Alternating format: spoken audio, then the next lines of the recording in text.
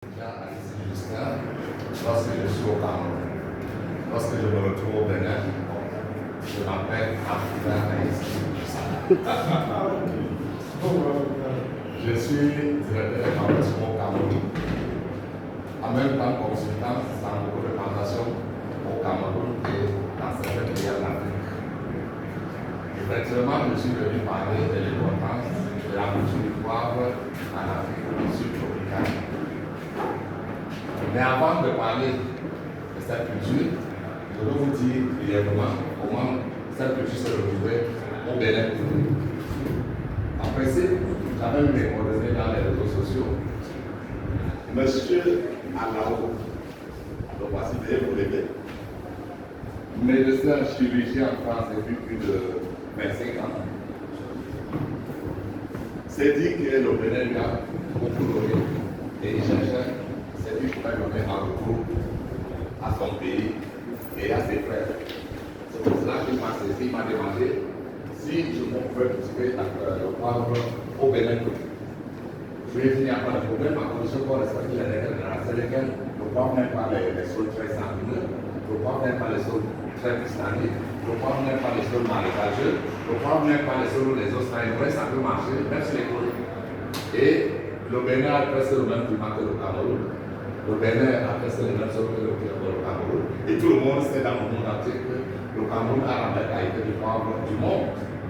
Et on a déjà un label. Et c'est valable dans toute l'Afrique. Avant de continuer à donner ces avantages, sachez qu'on a piloté ce projet ici dans sa plantation Aïka, ça se passe au Bénin. Pendant 3 ans, cette plantation est déjà en production à 3 ans. Et c'est le poivre vert ici. Ça sort de cette plantation Aïka. Il a la route comme la route Cameroun. Et vous avez une chance ici parce que le poivre c'est une liane, comme une liane, mais qui s'applique sur les tuteurs. Et quand il s'applique sur le tuteur, il monte sur le tuteur, après il devient comme un arbre. Vous avez le bisote qui est partout ici au Bénin. J'ai vu quand je venais ici, chaque fois là au moins, 3, 4, 5 ans dans le même sac. C'est le tuteur du poivre. Et vous en avez déjà ici pour les êtres de poivre. Vous avez le sablier. Le sablier qui est déjà ici à Ika. C'est un arbre super qui a les piquants, mais qui donne l'ombrage, c'est presque très large. C'est aussi un bon super de poivrier. Vous avez les palmiers à huile qui sont à côté des maisons. Le poivrier aime l'ombrage quand il apporte un jeune, parce qu'il bénéficie de ce microclimat. Vous n'avez qu'à mettre les poivriers là, au milieu des palmiers à huile. Ça vous, le microclimat là va permettre à vos poivriers de grandir et de donner de l'argent. Pour ce qui concerne les avantages du poivre au rendement, je tiens à vous dire que la tonne du kilogramme de poivre blanc en euro, c'est 50 millions. Ça va même parfois 60 millions. Une tonne de poivre. Et les tas de poivre bien réussi peut donner plus à 3 tonnes. En Afrique, la tonne de poivre est entre 10 et 15 millions. Et nous avions la chance parce qu'en Asie et autres, ils ne peuvent pas avoir la qualité, l'arôme que nous avions ici. Parce qu'ils n'ont pas, nous n'avons pas la meilleure qualité du monde parce que nous sommes les meilleurs espèces du monde. Non, c'est parce que Dieu nous a donné la chance d'avoir de très bons sols et du bon climat. Notre poivre en Afrique, quand il est nu, lorsqu'on récolte, c'est en saison sèche. Il est séché par le soleil. Par contre, chez eux, il pleut, ils sont obligés de mettre sur les fours et la fumée d'un de ce poivre n'amène pas déjà la route. C'est pour cela que nous allons nommer le arôme en Afrique. Et quand je dis que nous sommes riches, si le gouvernement, les opérateurs économiques pouvaient aider les Béninois ou les Camerounais ou les gens de notre pays à planter chacun 5 pieds de poivrier seulement. 5 pieds. Si 2 millions de Béninois plantent chacun 5 pieds, on aura 5 pieds multipliés par 2 millions, ça va faire 10 millions de pieds. Les cas de poivrier prennent 2000 pieds. Si tu divises 10 millions par 2000 pieds, ça va te faire 5000 hectares de poivrier. Si vous multipliez ces 5 000 hectares de poivrier par 2 kilos, 2 kilos, ça va faire 10 000 tonnes. 10 000 tonnes multipliées par 50 millions la tonne à l'extérieur du pays, ça fait 500 000 milliards pendant 50 années puissantes. J'aurais des d'une plantation en Afrique. C'est énorme. Vous allez vérifier cela, je vous exhorte à vérifier cela avec des calculatrices. Je vous en prie, n'utilisez pas les calculatrices, c'est trop de milliards. Ça va planter. Utilisez les grosses calculatrices pour avoir les vrais chiffres. Vous pouvez vérifier cela.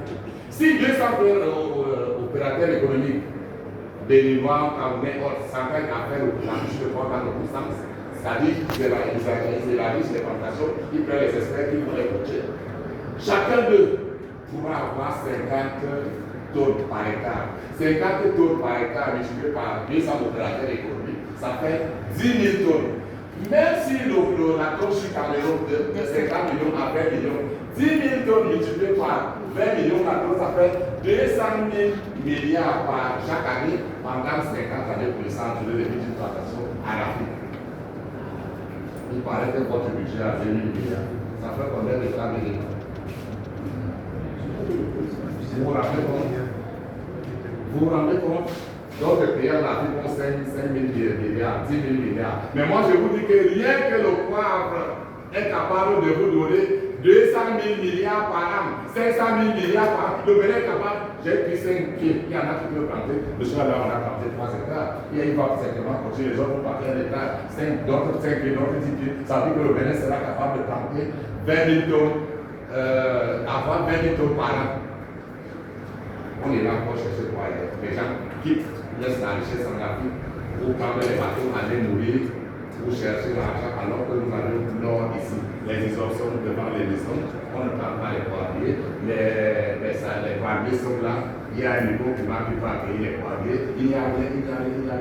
Pour conséquence, on continue à entraîner les gens à planter les cultures esclavagistes. Qu'est-ce que j'appelle culture esclavagiste? Il y a le cacao, il y a le café, il y a les VA.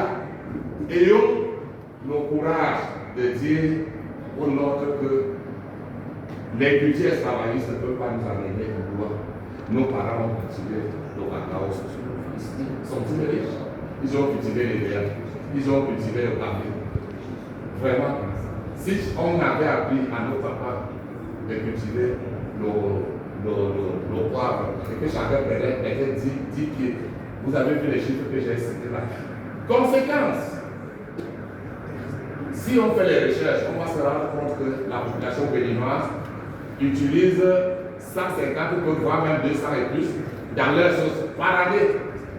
Calculer à peu près combien de devises le Bénin perd pour acheter le poivre de l'extérieur. L'argent qui sort du Bénin, ça va à l'extérieur. Alors que si chacun plantait, comme je disais là au Bénin, ça va plutôt apporter les devises. L'argent qui sortait ne sortira plus. L'argent qui sortait pour les 150 que vous consommez ne sortira plus. Et ça va encore cueillir de l'argent à l'extérieur pour l'amener. Vous aurez beaucoup de devises. Pour aller rapidement, pour certaines personnes ne savent pas ce qu'on appelle le poivre blanc, le poivre moulu. Sachez que tout se passe par le poivre vert. Lorsqu'on veut le poivre blanc, on choisit un type de récolte. On trempe ce poivre dans l'eau, on change de l'eau tous les 3-4 jours. Après 12-14 jours, la peau a déjà pourri, on lave, on sèche. Ça nous donne directement du poivre blanc, comme vous voyez là. Ça, c'est la marque de ma fille qui est là, Judith Carré. Là, voilà, c'est sa marque. Et ça vient du Bénin.